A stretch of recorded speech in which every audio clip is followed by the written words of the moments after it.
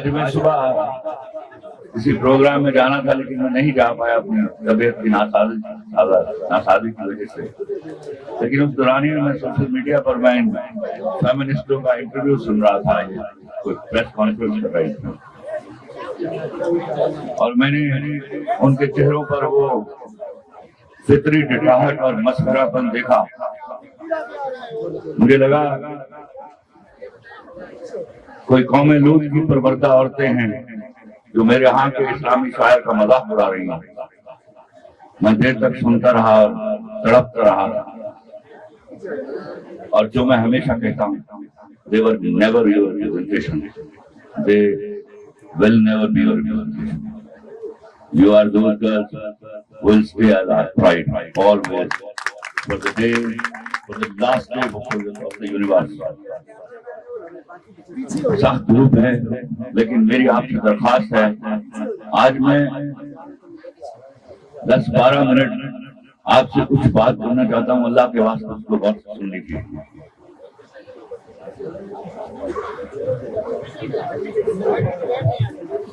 खुदा की कसम खा के कहता हूँ, दुनिया की कोई भी एक्टिविटी, इकोनॉमिक और सोशल, साइंटिफिक और आर्टिस्टिक, उसका न्यूक्लियस औरत है। मर्द की कुल औकात एक औरत के गिर्द घूमती है, जिससे वो मोहब्बत करता है, जिससे वो मोहब्बत करती है। यार भाई, किसी ने अपना माशरा चलाना है, अपने मुल्क की इकोनॉमिक्स चलानी है, वो बातें नजर में लगता है कि मर्द चला रहा है, लेकिन इन एक्चुअलिटी वो औरत चला रही है। तो हमारे पास वो डिफरेंट स्टीयरिंग्स हैं। अल्लाह के वास्ते अपने अपने उन स्टीयरिंग्स पर जम कर बैठी रही है। You have to be our part and we are to use our part to develop economically. आपके साथ एक खिलवाड़ हुआ, आपका मुल्क बनाया गया, गलत तारीख पढ़ाई गई, आपने छीन कर आजादी हासिल नहीं की हुई, आपको चाय की मेज पर आजादी मिली हुई। यह आजादी आपको 1933 में भी मिलने वाली मौखर हुई, और वो आजादी आपको 1947 में मिली। उसके बाद एक इफरियत आपके ऊपर लाद दिया गया, वो पहला वार था जो आपके ऊपर किया गया। आपको अंग्रेजी जुबान के पाताल में उतार दिया गया। मैं 20 दफा यह सवाल पूछ चुका हूं, अंग्रेजी के पैरोकारों, मुझे एक दफा बता दो, दुनिया का कोई डाटा कहीं से ले और मुझे बता दो कि दुनिया का एक मुल्क है जिसने अपनी जबान के अलावा काम किया और उसने तरक्की कर ली हो। नन, एक मुल्क नहीं है। लेकिन हम बदकिस्मत भेड़ डाली आप कौम, पहले हमें तफावत डाली गई, डिस्क्रिमिनेट किया गया। आपके वडेरे अपने इलाकों में स्कूल नहीं खुलने देते थे, लेकिन अपने बच्चों को पढ़ने के लिए अमेरिका और यूरोप में जा करते थे। इस साजिश के साथ साथ आप ट्रैवल करते हुए आए, तो एक जमाना था जब गवर्नमेंट हाई स्कूल की बड़ी अहमियत होती थी, वहां दाखिला मिल जाना सर पर पगड़ी सजाने के मुताबिक, फिर वो अपसाइड डाउन करती गई। आज वो वक्त ले आए वो कि अंग्रेज सरकारी स्कूल में, गवर्नमेंट हाई स्कूल में दाखिला मिलना शर्मनाक है। फिर आपको सिखाया गया,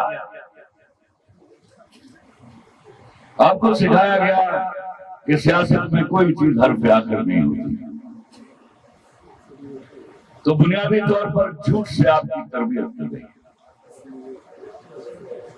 फिर आपको सिखाया गया कि सियासत में आज के दोस्त कल के दुश्मन और आज के दुश्मन कल के दोस्त होते हैं। आपको सिखाया गया झूठ बोलना कतई तौर पर आईनी काम है। आपके प्राइम मिनिस्टर असेंबलियों में खड़े होकर बाबा के दोहल दावे करते थे और बाहर आके कहते थे वो मेरा सियासी बयान है। आपको बताया गया कि आप जो मिडिल और लोअर मिडिल क्लास है वो हुकूमत करने के लायक नहीं है। हुकूमतें रंडियों की तरह उन लोगों के महलों में रहती हैं जो अपने घर में पूरा दिन चले तो पूरा सफर नहीं कर सकते। वो बैठकर सोचते हैं मेरे यहाँ के गरीब आदमी के बारे में जिनके 29 हजार कनाल के घर हैं, जिन्होंने कभी गुर्बत का मुंह नहीं देखा, जिनके हाँ ये उस आदमी के बारे में सोचते हैं जो रात भर वर्दी पहनकर हाथ बांधे नाफ पर हाथ बांधे उनके सामने खड़ा रहता है कि साहब था कोई मसला न रह जाए, उसके बारे में सोचते हैं। इससे बड़ा घिनौना मजाक आपके साथ कभी नहीं हुआ। और आप ऐसे थे कि आप इस भेड़ जाल में कभी ब्रांड के पीछे भागे, कभी बाहर से आई हुई चीजों के बारे में के पीछे भागे। और आप ही में से बहुत अच्छी लड़कियां भी ऐसी गलती करती रही है जो फखर से कहती है मुझे तो उर्दू नहीं आती, और आज भी कर रही है।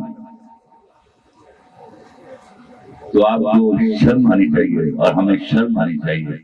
अगर हमें उर्दू नहीं आती तो हमें अंग्रेजी कहाँ आती। फिर आपके साथ खिलवाड़ किया गया। मुझे परसों तरसों कुछ सियासी लोग मिले एक शादी में, तो वो मुझे फलसफा पढ़ा रहे थे। मैंने कहा तुम लोग भी तो उम्र हो गई इस जमात से मुंसलिक हो, वाई डोंट यू डिजर्व कि तुम आके लीडर बन जाओ। तो वो मुझे फलसफा समझा रहा था कि वो उनकी जागीर है, हजरत बिलावल होंगे आपके वजीर आजम। तो फिर मैं आप जानते हो ऐसे हवालों में मैं जरा बदतमीज आदमी, तो वो बदतमीजी हुई जिनको उन्होंने बड़ी इज्जत के साथ कबूल किया। लेकिन मैं आपको सिर्फ ये बातें समझाना चाहता हूँ, अल्लाह के वास्ते ये जो 35-36 औरतों का गिरोह है, मैं बोल चुका हूँ उनके खिलाफ। मैं बोलता हूँ मैं एक मर्द हूं तो 22 लगता हूँ, मुझे तो कोई फर्क नहीं पड़ रहा। अल्लाह की कसम खा के कहता हूँ हम मर्द जो हैं ये पैदाइशी तौर पर 2 नंबर स्पीशीज है। आप जब तक हमें हाँ करते रहोगे हम चलते रहेंगे आपके साथ। ये आपका इनकार है जो माशरा चलाता है, ये असले की बात नहीं है मियां। ये आपको अल्लाह ने काबिलियत दी हुई है। आप इनकार करते हो मेरा माशरा चलता है, आप हाँ करते हो तो फेमिनिस्टों का एक लॉट पैदा होता है।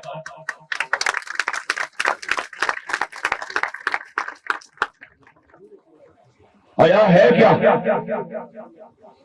हया उस कुर्बानी का नाम है जिसकी वजह से हम औरत को उस मकाम पर खड़ा करते हैं जहां मर्द आपकी जूतियों तक नहीं पहुंच सकता। आप उसको कुचलने निकले हो। आप देखिए आपके मुल्क पर पैदर पे वार होते हैं। You are the only Islamic atomic power. आपको कहां वो शोरों के बगैर जिंदा रहने देंगे जब तक कि आप अपने पैरों पर खड़ा होना नहीं सीखेंगे, और जब तक आप खुद कमा कर खाने नहीं लगेंगे, और जब तक आप ये प्राइड नहीं लेने लगेंगे कि मैं पाकिस्तानी और पाकिस्तानी बुरी चीज पहनकर मैं अच्छी लगूंगी। और आपको अच्छा लगने के लिए ब्रांड पहनने की क्या जरूरत है? इसका मतलब है आप मान लेते हैं कि आपको सोना बनने के लिए ब्रांड की जरूरत है। मैं कहीं एक जगह तकरीर कर रहा था, खातिन से मैंने पूछा तुम लोगों के मेकअप के माने आते हैं? उर्दू में ट्रांसलेशन आती है मेकअप की आपको? और हैरत की बात है किसी को मालूम नहीं था। मैंने कहा मैं बताता हूँ, मेकअप का उर्दू तर्जुमा है कमी पूरी करना। तो इसका मतलब है पहला ब्रश उठाते हुए आप मान लेते हो कि आपके अंदर कोई कमी है जिसको पूरा करना है। खुदा की कसम अगर आपके अंदर हया और वफा है तो आपके अंदर कोई कमी नहीं है।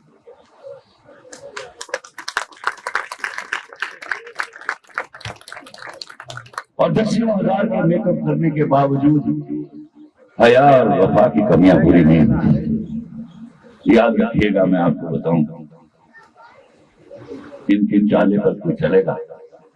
हम तो तैयार खड़े हैं। हमारे औरत की सप्लाई 2 नंबर औरत की सप्लाई बढ़ा दीजिए, सबसे ज्यादा फायदा इनको है।